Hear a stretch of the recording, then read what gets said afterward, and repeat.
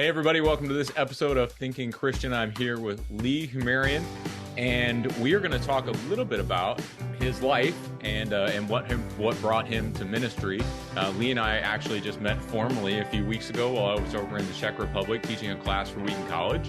Lee is in one of those classes, and we had the opportunity just to talk, but I was really fascinated by his life story as well as his work in Ukraine as a missionary. And so we're going to be talking about that today on the episode. And welcome, Lee. Thanks for coming. Why don't you just start by telling us a little bit about yourself, and I'll pepper in some questions, but tell us about your journey. What brought you to Ukraine? Just give us the story. Absolutely, man. James, thanks so much for having me. It's a real treat for me to be here. Ukraine became part of our story, my wife and I, our story in 2014. So my wife was working at a church doing youth ministry, and that church would send short-term teams to Ukraine every summer doing English camps, leading with an organization called Josiah Venture, which is the organization that we work for now. And she got the job and then was tasked with leading this trip and had never seen it done before because it was a new job for her. So we came here in 2014, and 3 days after the Maidan revolution is actually when we landed here. So we kind of saw, Ukraine in a different light than it typically had been up to that point. That was what really sparked a new revolution and kind of ousted a Putin puppet president.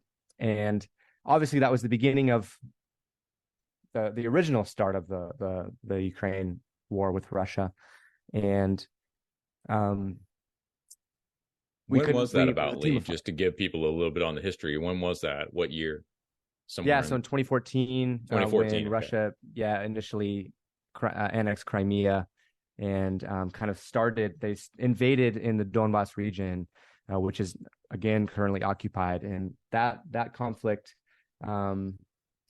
unfortunately, Crimea is still under Russian occupation. And at Thrivent, planning your finances is bigger than money. It's a way to support the people, causes, and community you love. Because helping you put your faith into action is at the heart of what we do. Thrivent, where money means more. Connect with us at thrivent.com. Okay. But in the Donbas region, a lot of the military flee. There was just one day where they just dropped their guns and left in that same year of 2014. And so there was kind of this stalemate for years and years and years until the escalated invasion,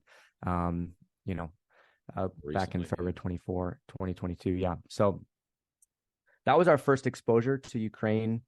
And it was a high school team. So it was me, my wife, 4 other leaders, and 20 high schoolers. So of course, parents weren't really thrilled with the idea of us taking a team of high schoolers to a country that was in war. And at that point, obviously, the fog of war, the internet was just not really a thing.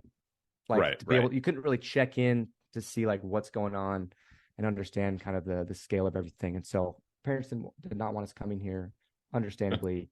So we ended up going to the Czech Republic, doing an English camp there, and just really fell in love with the Josiah Venture model for camps and the Josiah Venture model for using short-term teams. I think, some missions organizations, I don't know, I've been on trips that have been fruitful where, we've done different things like construction projects or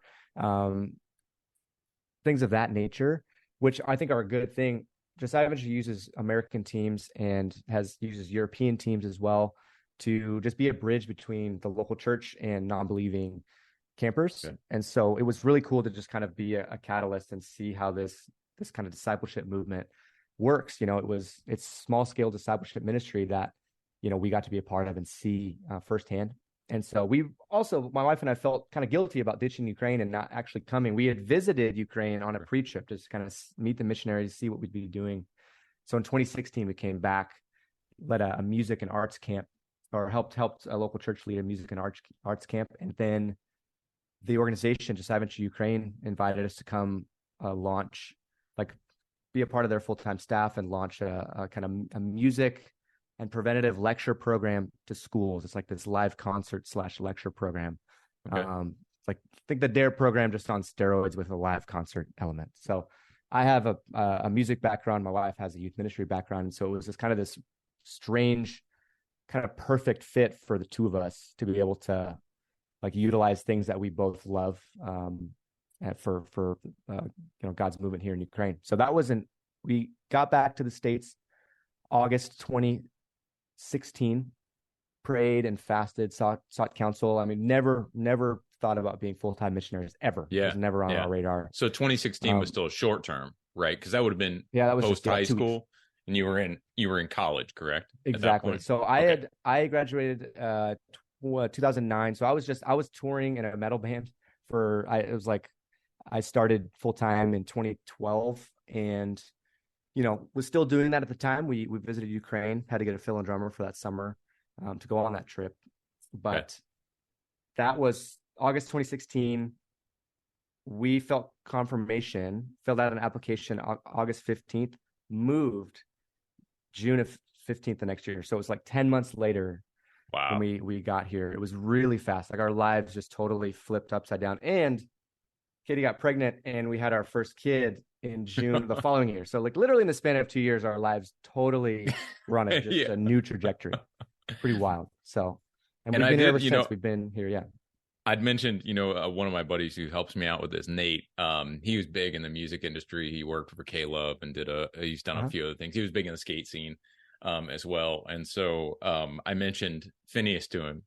So you mentioned you were part of a metal band, Phineas, right? Oh, yeah. And so he's like, for 9 years of my life. Yep. He's like, yeah, absolutely. I know Phineas. So he was excited that I was going to be talking to you today. Yeah. Well, Nathan, thanks for the love, man.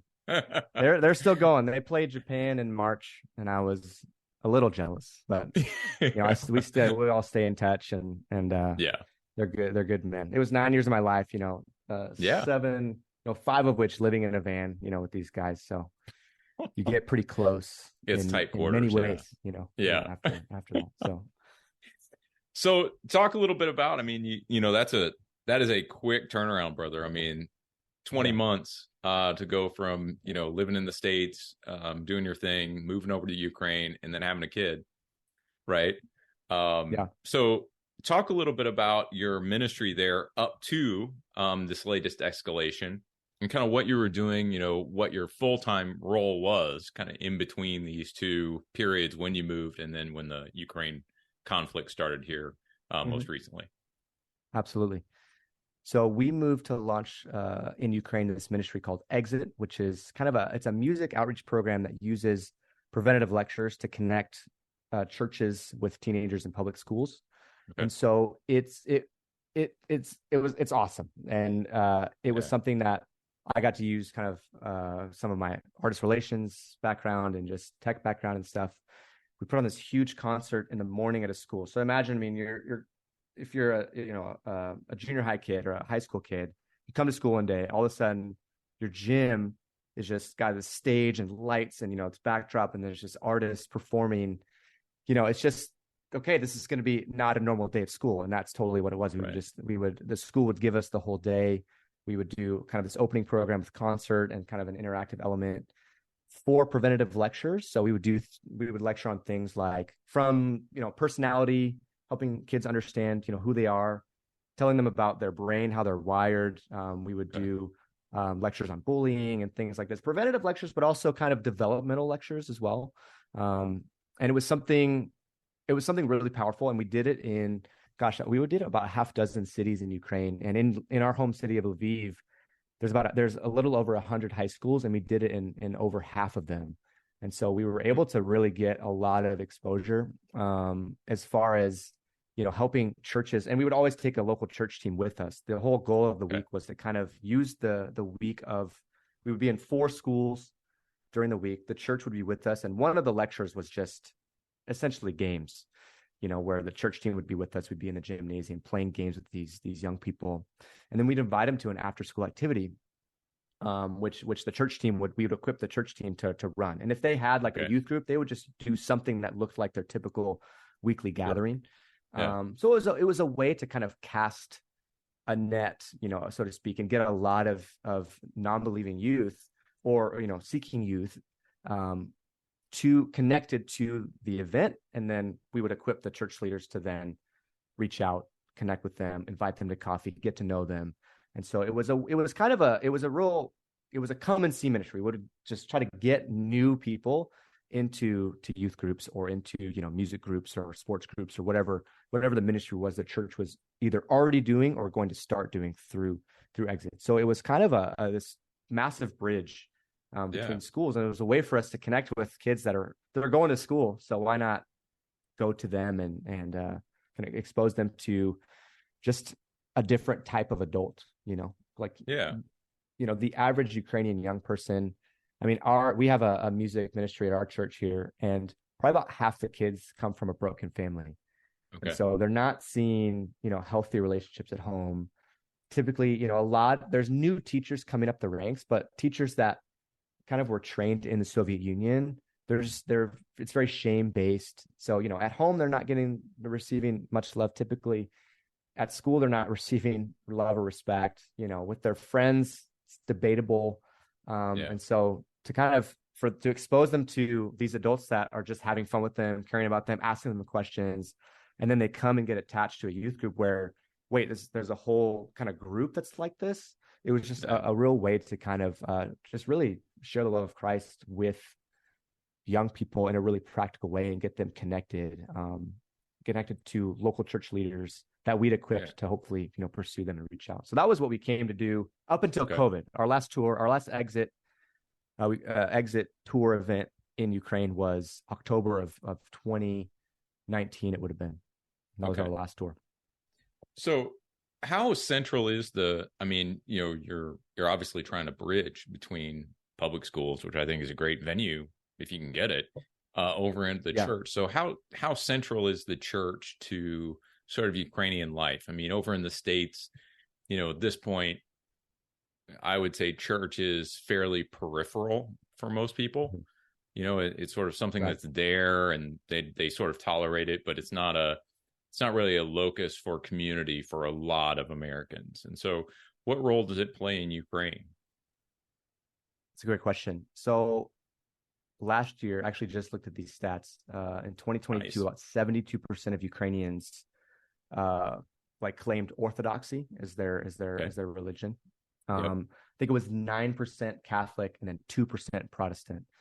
And so, and the more west you get in Ukraine, it was actually more religious. The farther east, there were actually a little bit higher numbers, not substantially higher, but a fewer, I think 10% atheists, like in Eastern Ukraine, that kind of thing. So it's highly religious context. Yeah. And so coming out of the Soviet Union, where, I mean, even as you see with, Patriarch Kirill over in the Moscow Orthodox Church, like him, not just like condoning, but kind of supporting, the Kremlin and the Russian invasion of Ukraine. That's kind of that is the history, or at least the history for the grandparents here in Ukraine is Orthodoxy is just kind of a part of life. It's a part of the Ukrainian heritage. And so there are a majority of Ukrainians. I have nothing against Orthodoxy. I think a lot of Ukrainians are it's just very rote. They're going through the motions, kind of doing their rites, doing these things in order to kind of be clean, in order to do whatever they kind of want, the rest of the week. And so, and I think I love liturgy, and I think there's a lot to, high church model and things like this. I literally just wrote a paper for the other class I'm in this semester about Kirill and Methodius and like this movement. So it's all very fresh in my head. But so the church, in Lviv especially, Lviv is like one of the westernmost cities geographically, and also it's one of the most westernized cities in Ukraine. Highly religious population here. And so like on Christmas, people will it's common greeting to just say, Christ was born today, let's praise him. Or like on Easter, in the church on Easter, we would say he is risen, right? Here you would say it, if I'm getting into a taxi, the driver would be like, he is risen, and he is risen indeed. So it's a highly religious context. And so people know who Jesus is. They believe in him. A majority do, but they don't necessarily belong to a local community. If they go to church, it's it's a personal thing, right? And then it hasn't really changed much of their behavior other than, when they're celebrating certain traditions or things like this. So the Protestant church, because this is changing, But even in the 6.5 years that we've been here, when we first got here, it was like we had to be super careful because the Protestant church was viewed along the lines of like kind of like a Mormon church or Jehovah's Witnesses, and there's a pretty like Jehovah's Witnesses are kind of, they're on a lot of corners here, and so if we were to do some kind of street evangelism as Protestants, we would just be immediately lumped in with Jehovah's Witnesses. So we had to be very mindful about kind of our strategy. And even like, I remember one exit event that we did, our after school activity was at a church. And so kids, some kids would walk up, see the building, and just turn around and leave because they were kind of afraid of like, oh, this cult of Christianity, this Protestant movement is like, because it's only 2% in the country, it's still kind of viewed as like something to be afraid of. It's changing. And young people, I mean, you're thinking, Ukraine received its independence in 91. So young people, like even in their, early 30s, didn't live with that kind of like that oppression. And so young people are a lot more open. But, we've had young people get connected to our ministries, and their parents forbid them to attend, or, a young person might repent and believe in Jesus and want to get baptized, but then the parents will say like, no, absolutely not, like you've been baptized in the Orthodox Church or the Catholic Church. And so the church itself is prevalent, but as Protestants, like there was definitely, we had to kind of live in tension, understanding kind of our what our ultimate goal was, but also understanding we needed to respect the authority of the school system, and being in a public school, we wanted to respect their authority. We would promise, to say like, we're not going to say anything from stage. We're not going to say anything, we're not going to prophesize your students here in the school grounds. We're going to invite them to an after school activity. And because what we were offering was high quality, and there was nothing else typically being offered like that in Ukrainian schools, typically, even knowing who we were, Ukrainian schools would say yes, like again, with the stipulation that we would not publicly do anything, that would be questionable in a public school, which I think is understandable and reasonable. So, I mean, would it be fair to sort of characterize the Orthodox Church as, the way I think of it, it's like the default operating system, right? And so it's got its certain functions that it's going to perform, but it's not going to perform much more than that. And so what parents are really concerned about is losing that sort of something that has become very much a part of, let's say, the country's heritage. Absolutely. To a sect. Right. Which in the United States sounds weird to kind of think about, right? Protestantism as a sect as opposed to sort of the dominant religion. But for you guys in Ukraine, it's a sect. It's something that is viewed with a great deal of suspicion, not necessarily because of Jesus, right? But because you're actually maybe trying to pull people away from something that is really highly valued. Absolutely. And isn't a bad thing necessarily, but it doesn't seem to me like, every time I've run across Orthodox churches, and I obviously I don't have the experience with it you do, but they don't seem particularly active on the youth side, right? Absolutely, they're much more just the, hey, let's do liturgy, we'll do evensong, those kind of things, which wouldn't necessarily appeal to youth. Is that a fair characterization? Right. Absolutely. And so I think that's the thing that is kind of, like you said, it's questionable to maybe even parents to see, wait, what do they want from you then? Like, what's this youth group thing? What's this music ministry? You're getting free drum lessons? Like, what? Like, that doesn't make sense. Right. So surely they want your money or something, surely there's some kind of catch. And so sometimes, even, some of the more, open students, let's say, like, they'll just ask right away, like, what do you want from me? Like, what's the catch here? And just like, dude, no, this is just, we love you, and we want you to have a safe place for you to be yourself and get to know this man that we love, named Jesus, and have him get to know you as well. So, I mean, he already knows you, but, be in relationship with him. And so there is this sense of, wait, this is something's different. And so, but I mean, there, I think those assumptions, once they set foot typically into a ministry and they experience, I mean, once you experience the love of Jesus, I mean, it's like Paul on the road to Damascus, right? I mean, once he experienced that, his life changed forever.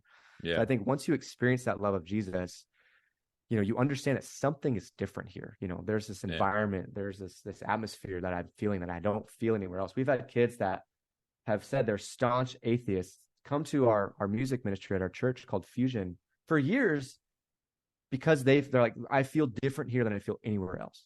So they haven't repented and believed in Jesus yet.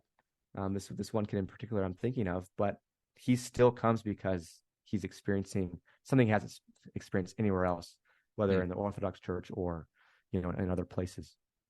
So you're obviously getting, you know, good success with the youth. Do you see a lot of parents sort of embracing it? I mean, how does that all work? How does that bridge play out? I mean, I love the idea of the public schools and the youth and all that. And then, you know, do you get a lot of, I don't want to say converts, but people pulling over from the Orthodox Church to actually be part of your local church communities simply because you're caring for their kids and they appreciate that? One of the longest running fusions in our city of Ukraine, like they had kind of this reverse thing where their kids repented and believed in Jesus. They became leaders in the fusion ministry, the music ministry. And then they started, like their parents would get connected. Like there was 3 moms that repented and believed in Jesus through their kids, like evangelizing to them. And so it's kind of this really unique flip, which is, I think, pretty beautiful. Can you imagine? Like, I mean, I grew up in a Christian home. I can't imagine being the person that, you know, brings the gospel to my parents. So it's this really beautiful picture where, like, they actually have their own mission field right at home, you know, with their family and their friends and stuff. And so it's not necessarily the most common thing, for sure. But I do think that I could think of one of the guys I disciple. He was one of the most skeptical people, but he just loved our group. And he was the first guy I shared the gospel with in Ukrainian. And it was something like 967 days from when I met him. I actually taught English at his school. That's how he got connected. Then he came to our English club, and then he got connected to our music ministry, heard the gospel a bunch of times. And we were actually at home on home assignment when he repented and believed in Jesus. And I was just like, well, man, I couldn't have been there with you. He did video chat me that night. Yeah, he could have waited. That was nice. Yeah. So it's like, all right, it's an important decision. You can do it while I'm gone. But like his mom was just like really afraid, you know, and she's actually, she kind of rejects just religion in general. She would say that there's, you know, they're in it for the money, things like that. And so, you know, a lot of, and he still has doubts, and I tell him, like, dude, brother, that's totally normal. Like it's just, you know, it's faith. Yeah. Everybody has them. Absolutely. But his mom was definitely pretty afraid at first, kind of like, what are you getting involved in? Yeah. And he's gotten super involved. He became like, he's our lighting director at our church. Just he's like sings on one of our worship teams. You know, he was kind of just all in, you know. And his mom was really concerned, but I think you know, our music ministry does concerts at the end of every semester and after the camp, and she would come and attend the concert to watch her son play.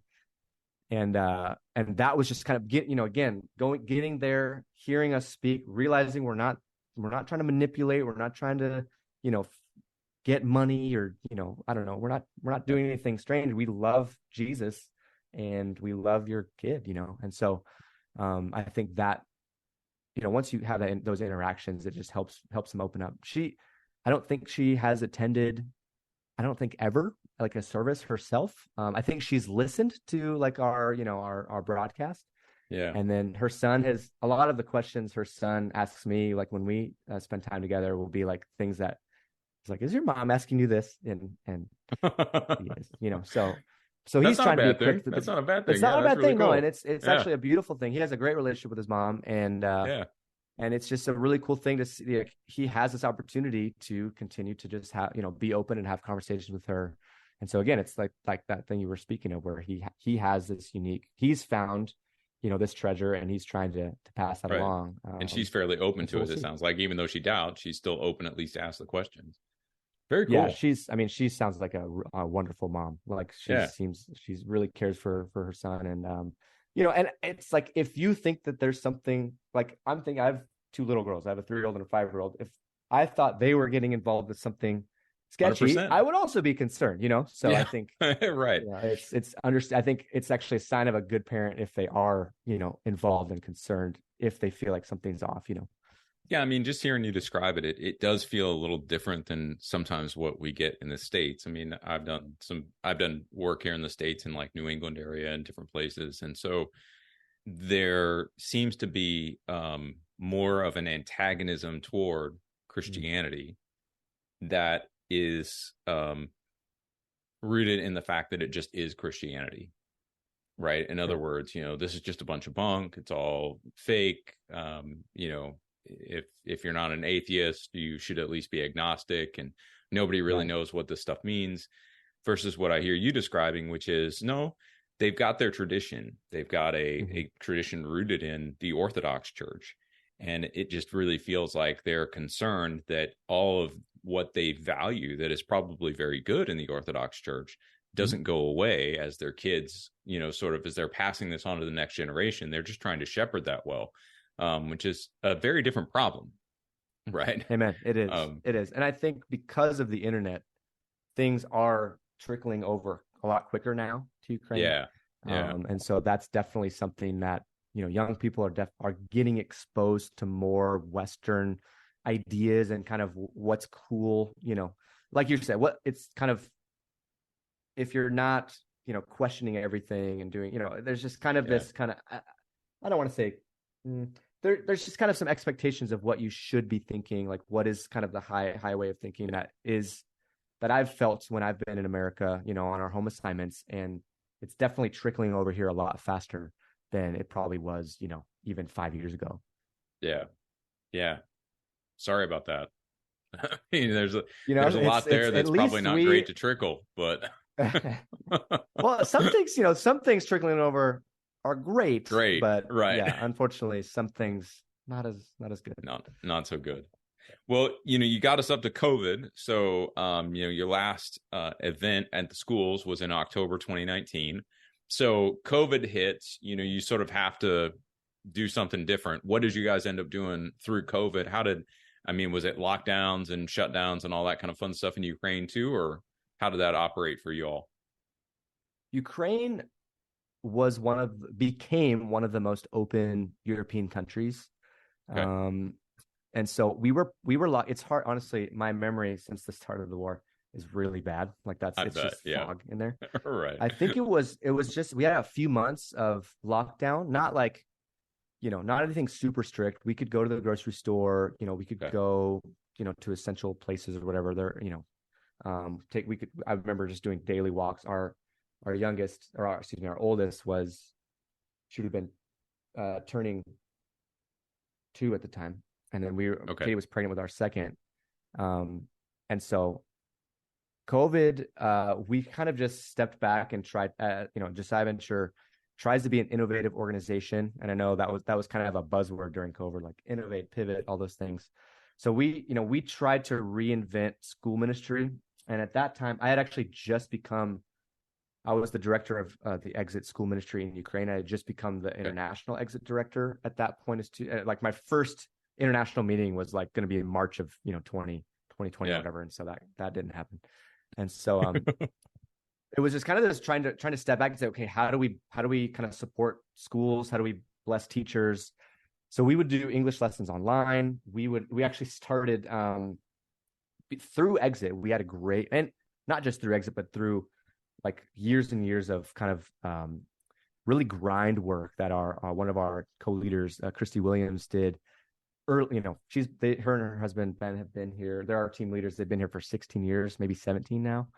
And so years and years, they were just trying to teach English in schools, get some grunt work to, like, literally we had the Department of Education in Lviv asking our organization to equip their teachers with a lecture series.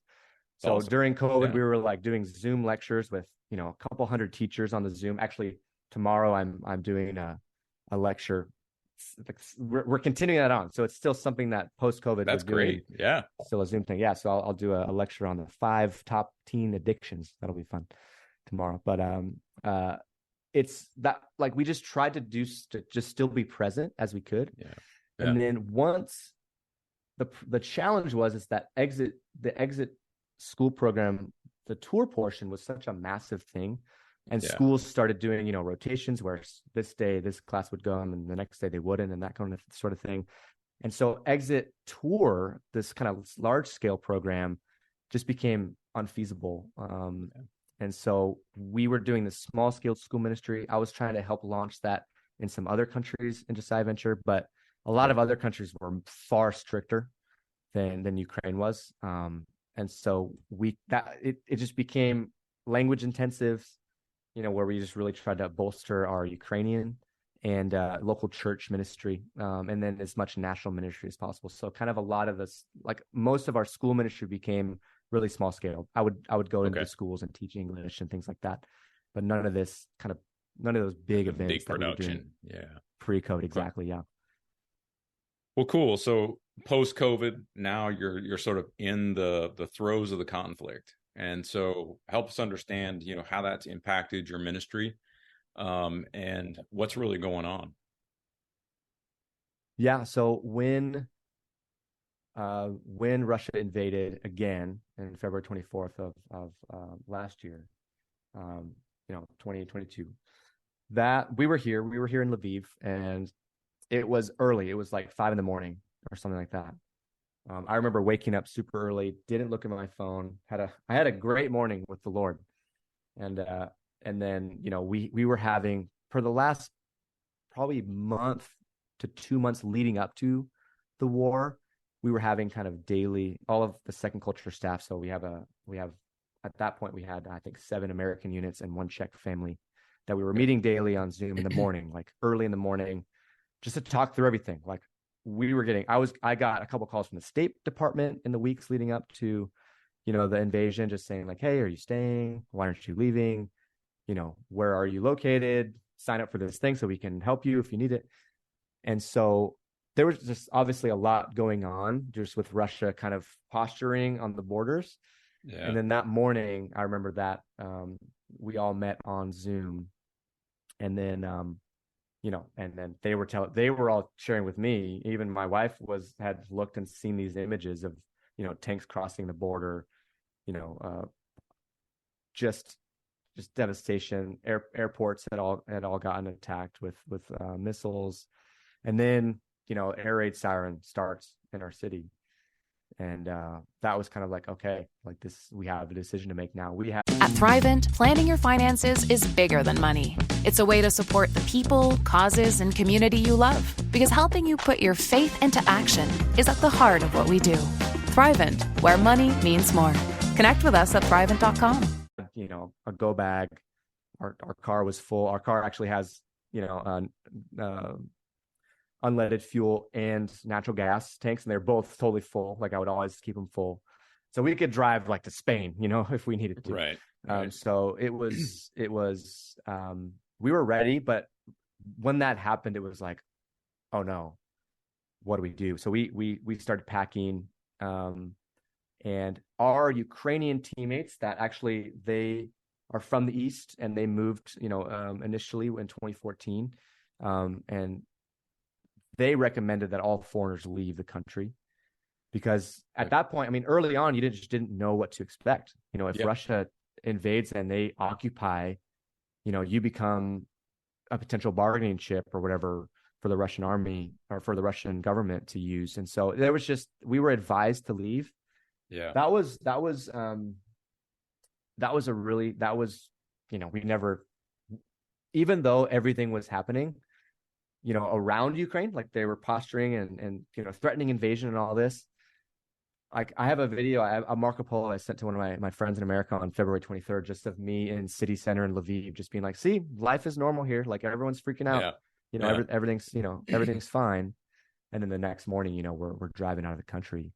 I was calling the guys at Disciple, calling our pastor of our local church. And I remember this conversation I had with the pastor of our local church. He was just like, you guys were great missionaries. Like he essentially said goodbye, assuming that we would be gone for good, It was just such a foggy moment where you just didn't know what was going to happen.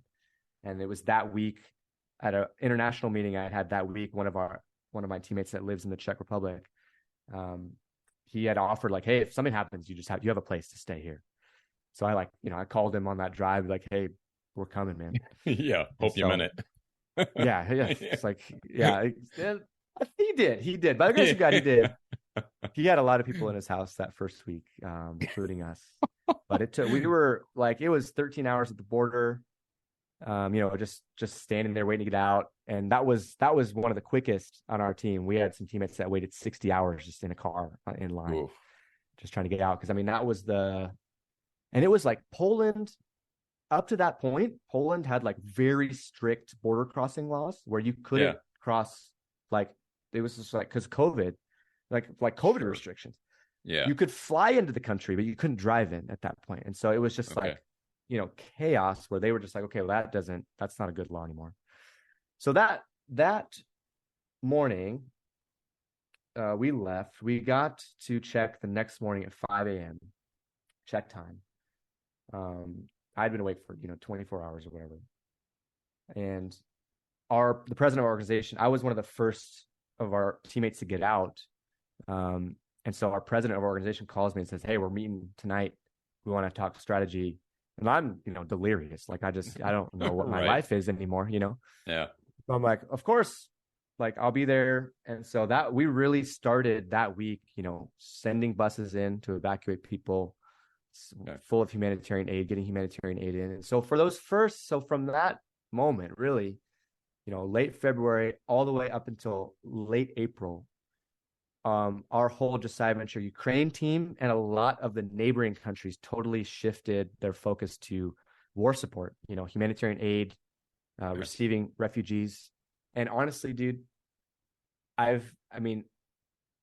that is the Protestant church, I think, in Ukraine in those months and even even up until this point, really, that's, I think some of the perception of the Protestant church began to change because of the response the church had both within Ukraine and outside of it. I don't know that there was a single Protestant church that didn't have Ukrainian refugees living in it in all of the neighboring, in Ukraine, Western Ukraine, Central Ukraine, Poland, Romania, Slovakia, Czech Republic, Germany, all the way up to, the Balkans. And it was just absolutely incredible to see the church truly come together and unify to help their brothers and sisters in need. And it was actually interesting. One of the things that we talked about was, Czech Republic is kind of a stark opposite of Ukraine. It's one of the most atheistic contexts in Europe. And they've just, they've been in the center of a couple of world wars. There's a lot of good reasons for people to not understand what's happening, Right. And so it was almost just like, oh, there's these like a lot of Orthodox Christians coming west. So we were just praying that God would use this terrible thing to, expand his movement. And I do think the Protestant church was able to. I know for us in Ukraine, our Josiah Venture Ukraine team, because Josiah Venture kept working, and all of our Ukrainian teammates, save a couple families, a couple women and kids, stayed in Ukraine. So we had people we would send humanitarian aid in. Our Ukrainian teammates would receive it, and then they would be the ones distributing it to local churches. And it was all happening through local churches, Christian volunteers, the people driving the food to the front line areas. They're youth pastors, they're youth workers. They're these volunteers that they want to help. They want to be the hands and feet of Jesus. And they're literally, going to the front lines and delivering, physical aid, but also we talked about this kind of two-handed approach where we wanted to also provide for spiritual needs too. Yeah. And there are churches close to the front lines now that had, a few dozen members before the war that have now hundreds of people. Like people will line up, an hour before service because they want to get a seat. And so I do think that, when there's a clear evil, when there's a clear need, and there's people that are meeting that clear need, obviously that's going to impact people's hearts. And so for those first months, it was all kind of humanitarian aid and refugees. It was as much as we could get in and as many as we could get out. I think we ended up I was in charge of organizing the buses along with two teammates, my teammate Lisa and my teammate Elena here. And we evacuated 3,280 people and found them, like, those are people we got to, like, we would bring them into we have the hotel that you stayed at when we had our classes in Czech Republic. That was one of our hubs. And we had another hub not far down the road in Poland. So those were full of just Ukrainians, and we would be there to greet them in their home language, in the Ukrainian language. Some people had family somewhere that they could get to, and we'd help them. We'd help get them there for free, give them some cash, to help get them there. Some people came and they had their backpack, they had their suitcase, they'd lost everything. They left Eastern Ukraine, and they have nowhere to go. And so we would find them. There would be, a local church would take them in, a family would take them in. So that's what we were doing. And it was 18-hour days. It was just insane, dude. It was intense, and when you get home, you just check the news, you're just, are my friends okay? What's going on here? And so it was just kind of this, I got into a really unhealthy, rhythm of just, not sleeping much, just, so much. It just, you want to help, and buses would cross the border and the drivers would be calling me at 2 a.m, being like, hey, where am I going? So it was just chaos, man. It was chaos. Right. And then we had our organization does an annual spring conference in the beginning of May. Okay. So leading up to that was kind of like the pivot point for our team, where some of our folks that were here went back into Ukraine immediately following that conference. My wife and I and our 2 kids, we went to America for 3 weeks to raise money for our Ukrainian teammates. Okay.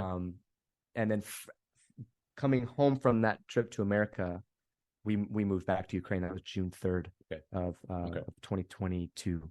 So about, when was that be? That'd be March, April, May. So about 4 months after the start of the war, three months and some change after the start of the war, we moved back to Lviv, Ukraine, and have been here ever since. And so you started kind of easing back into your more normal ministry endeavors, right? What are you seeing that's different? Like, how are people feeling different? Because I know a lot of this migration you're talking about, the refugees are coming east to west, right? And so there are some cultural differences that I know you and I talked about, we were there in class, that are kind of influencing things, but also just, the dynamic you talked about. The Protestant church now has shown up, right? Mm-hmm. And shown up in a way that they didn't have to. There's nothing in it for them, right? And so it sort of starts to diffuse some of those maybe objections that it's like, well, these people are only out for money. Well, not when they're sending food and buses and to people who have nothing that can pay them, right? So yeah, what's the new dynamic like? How new is it? Great question. Yeah, it's, for us, because Josiah Venture Ukraine, there was about half our team that, less than half our team probably left the country, and more than half stayed, because there was a constant presence and a constant, we were constantly trying to, serve, empower, and equip our local church partners. And this church would tell this other church about, hey, Josiah Venture Ukraine is sending you need some aid, like, call them, they'll get you a truck, a semi truck or whatever. So our network of local churches that we worked with really expanded. Okay. And so I remember, we had our first like team Zoom, I don't even remember when this was. It might've been April, it was like months after the start. So it's just, you imagine, we're all just running 100 miles an hour, and then we stop and get on a Zoom. That was actually Ukraine, part of the survival instinct, some dark humor, so there was a lot of laughter, I don't know that other people would have been laughing, if they had been a fly on the wall there, but it was a real sweet time to kind of just be back together as a team. We hadn't been together, in a long time. Yeah. And I remember just our team just kind of just refocusing, and our team leaders did an incredible job. Ben and Christy Williams did an unbelievable job, just kind of being able to understand needs and just kind of say, okay, here's a group of people that can do, like, you'll be responsible for, organizing trauma renewal retreats, or you'll be communicating with these churches. You'll be doing this, and then churches. It's like end of May, and all these churches start contacting us and asking us, hey, are you guys still doing camps this summer? And we were like, we weren't planning on it. Like, we didn't think that was going to be a thing at all. And we ended up organizing 13 camps, and everything Josiah Venture does is through the local church. So this is empowering 13 churches to do youth camps. And that you have to understand, that was, I think, the most we had ever done in Ukraine. Huh, and so it was just absolutely, and that was in 2022 when the year the war started, the summer the war started. This summer we did double that. And so ministry is just booming. That's a bad word to use. Ministry is really, it's absolutely enlarging in an unbelievable way.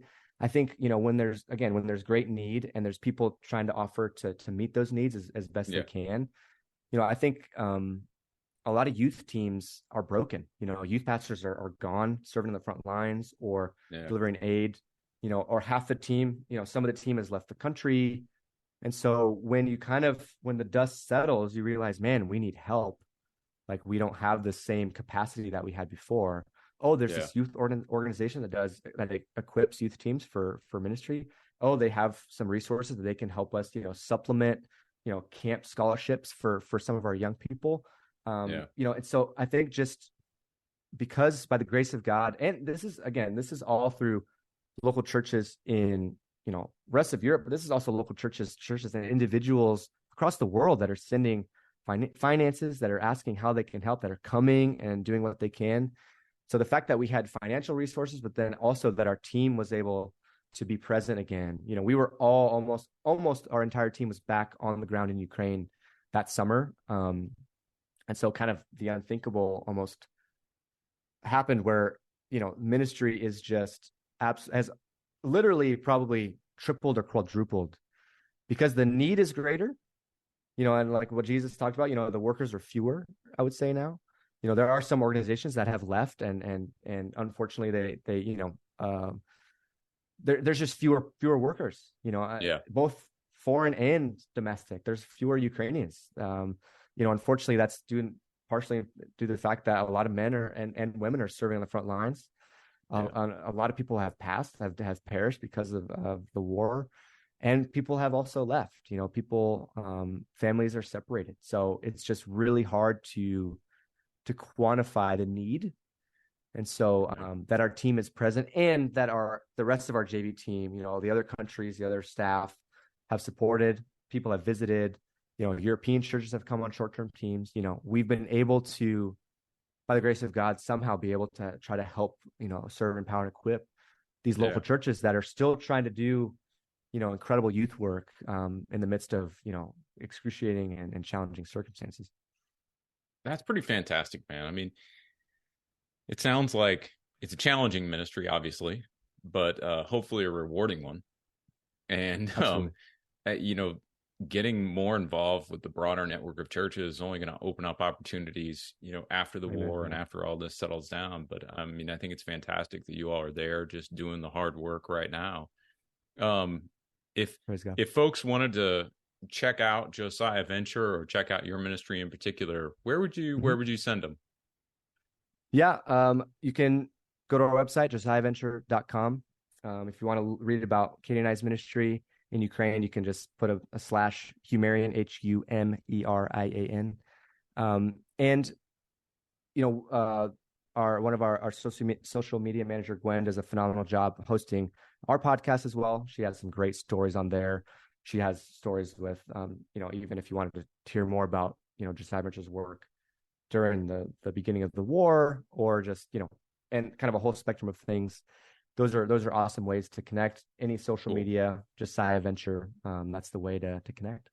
Nice. I'll make sure we get some of that in the show notes, and just encourage everybody to take a look at this. I mean, I know we've got Israel going on right now, and so over in the States, brutal. Ukraine has taken a bit of a backseat to Israel at this point, but obviously it's still going on. Obviously the church still stepping up. Obviously a lot of needs still there. And so we want to make sure we get the word out about it and keep folks kind of in the loop about what's happening in Ukraine. So Lee, thanks for being here, man.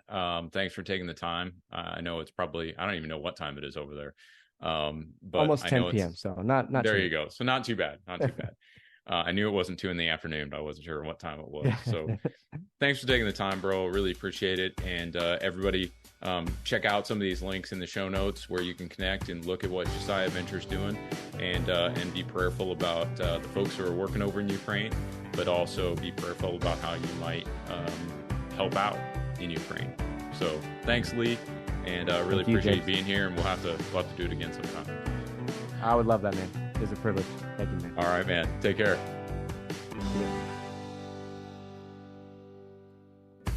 I want to take just a second to thank the team at Life Audio for their partnership with us on the Thinking Christian podcast. If you go to lifeaudio.com, you will find dozens of other faith-centered podcasts in their network. They've got shows about prayer, Bible study, parenting, and more. Hi, I'm Rachel Adams, host of the Love Offering podcast, where we explore how to live out the greatest commandment, to love God, love others, and even love ourselves. Each week, my guests and I share stories of how God's love transforms us and overflows into the lives of those around us. Whether through small acts of kindness or powerful moments of faith, we're learning how to make love our greatest offering. Tune into the Love Offering podcast, available on lifeaudio.com and all podcast platforms.